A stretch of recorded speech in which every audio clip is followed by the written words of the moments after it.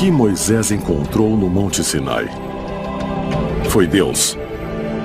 Ou foi alguém? Ou alguma outra coisa? Deus é claramente uma entidade que não é desta terra. E, por definição, um extraterrestre. De onde é que ele vem?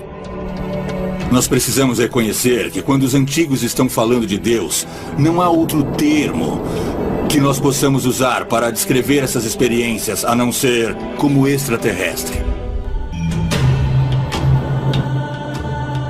Nos textos antigos da Suméria, existem descrições de seres que desceram dos céus e que se chamavam Anunnakis. A palavra Anunnaki significa aqueles que vieram dos céus. Ela diz, literalmente, que esses seres desceram dos céus em veículos voadores. E nós encontramos descrições e também imagens dos Anunnakis. E podemos vê-los em estátuas e em gravações. E é mesmo muito interessante ver que esses seres parecem ser viajantes espaciais modernos com trajes estranhos. Alguns usam relógios de pulso, eles vestem botas e capacetes, mas, acima de tudo, asas. E sempre foram descritos ou retratados flutuando acima de todas as pessoas comuns. Então, a pergunta é, quem eram os Anunnakis? De acordo com a hipótese do astronauta antigo, eles eram viajantes espaciais que visitaram a Terra num passado remoto. Para mim, quando eu leio o Gênesis, é exatamente a ideia de uma visitação extraterrestre.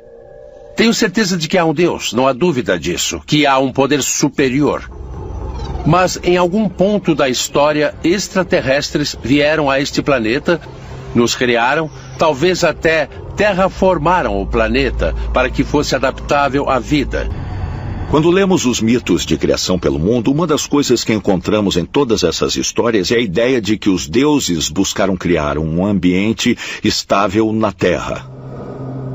A história do Gênesis pode ser vista como um guia passo a passo da terraformação da Terra. No primeiro dia, Deus e os deuses criaram o universo. No segundo dia, os deuses criaram o firmamento. Isso é descrito como uma cúpula ou uma fronteira separando o céu da terra. Depois veio o aparecimento das plantas e dos animais e mais tarde dos seres humanos. Eu sempre disse que a Terra é um planeta de experimentação. É bem possível que os alienígenas decidiram que, com o fim de limpar o planeta, eles precisavam de uma coisa de uma enorme magnitude, como o dilúvio de que a Bíblia fala. O dilúvio teve como fim principalmente erradicar as pessoas que estavam no planeta naquela época. Bom, Deus podia ser um extraterrestre, podia ter criado o dilúvio. É muito possível, é muito provável que, com o fim de erradicar uma espécie que eles podem ter alterado geneticamente e se equivocado, eles precisaram se livrar dela e começar tudo de novo. De fato, Jesus disse, a casa do meu pai tem muitas moradas. E se isso for apenas uma metáfora que sugere que as casas do universo são um conjunto de espécies diferentes, que o universo é fértil em vida e todos pertencemos a isso? Eu cresci ouvindo a minha avó falando sobre alienígenas, sobre Atlântida e todos esses pontos de vista alternativos da história. Essa era a conversa na hora do jantar na minha casa. Isso significa que a criação é ainda mais magnífica do que nos disseram. Porque o divino está permeado através de todo o universo, não só no planeta Terra. Eu acho que é possível que alienígenas antigos tenham visitado o nosso planeta, porque para nós céticos tudo mudou. Por exemplo, nos últimos 12 anos nós olhamos o pequeno caminho do nosso sistema galáctico e até agora encontramos 3.000 planetas.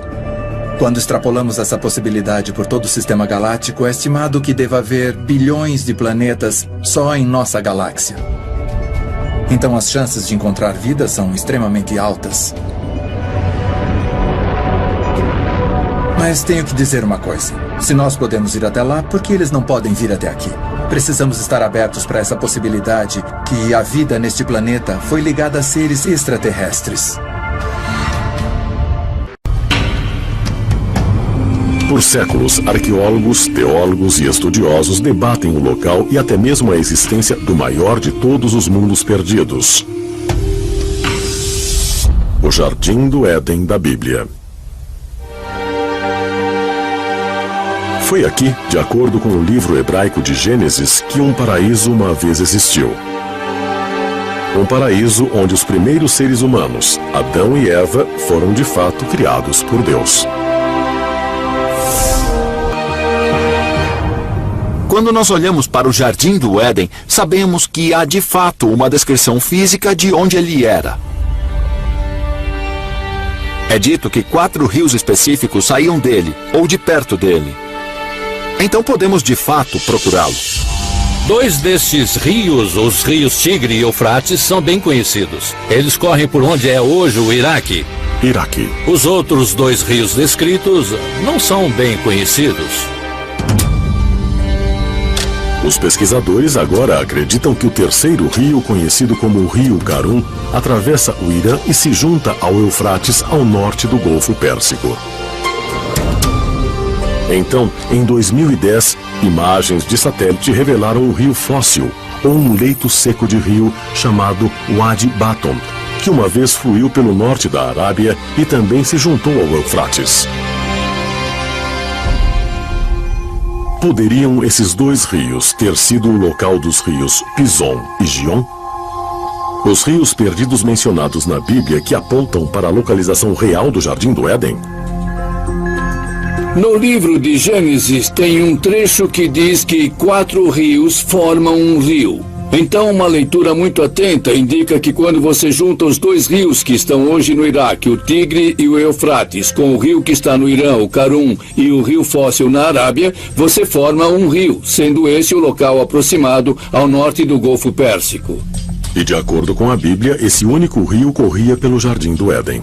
Então, com base em imagens do local e uma leitura atenta do texto hebraico, eu acho que a localização do Jardim do Éden está sob as águas do Golfo Pérsico e não em terra. Os cientistas acreditam que durante a última idade do gelo, as calotas polares tinham 3 quilômetros de altura. E o nível dos oceanos era 50 metros mais baixo do que é hoje. Estudos recentes sugerem que a área do Golfo Pérsico teria sido uma planície seca e fértil do tamanho da Inglaterra, oferecendo um refúgio ideal para alguns dos primeiros humanos fora da África, cerca de 75 mil anos antes. Mas como as calotas polares derreteram ao longo de milhares de anos, as águas do que agora o Oceano Índico inundaram a Terra e formaram o Golfo Pérsico. Durante esse longo período, houve pelo menos 3 episódios de inundações muito importantes, onde você veria uma subida de 9 a 12 metros do nível do mar da noite para o dia. Será que uma grande inundação, talvez a descrita na história bíblica da Arca de Noé, foi mesmo a responsável pelo desaparecimento do chamado Jardim do Éden? Mas que a prova pode ser encontrada ao se estudar textos sumérios antigos. Mesopotâmia. A mais antiga civilização conhecida da Suméria é de 5.000 a.C. e seu primeiro assentamento no sul da Mesopotâmia foi chamado Eridu. Os sumérios antigos têm uma história maravilhosa. Eles acreditavam que viviam em uma área que era mais ao sul da Suméria da época. E nós sabemos disso porque eles disseram que saíram do mar. Escritos cuneiformes antigos que sobreviveram em tábuas de argila sugerem que os sumérios foram levados para Eridu por seu deus Enki. Os textos cuneiformes também descrevem uma raça alienígena chamada Anunnaki, que veio à Terra e criou o primeiro homem moderno.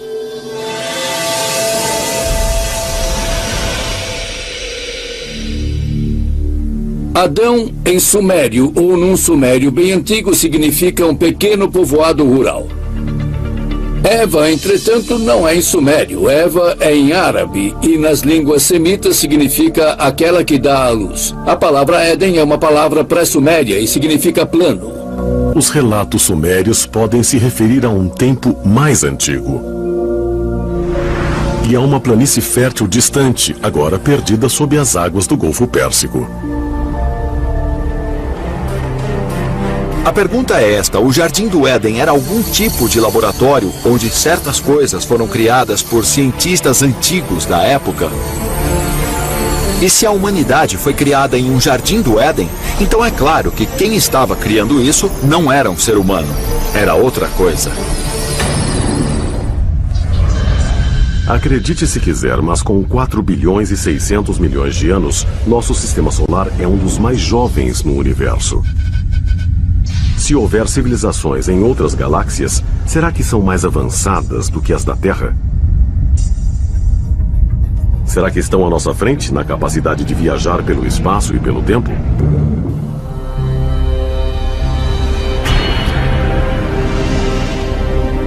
Eu acredito na viagem no tempo. Acho que nada vai ser impossível para nós no futuro. Mesmo o que achamos uma loucura total vai acontecer. O que quer que os humanos venham a pensar, calcular e até fantasiar, um dia vai se tornar realidade. Às vezes eu me pergunto se esses OVNIs não são de viajantes do tempo, da nossa própria espécie do futuro. E se for assim, como chegaremos lá? E o que ou quem vamos encontrar quando chegarmos? Talvez um dia desvendemos o mistério de Órion e revelemos nossa origem celeste por nós mesmos.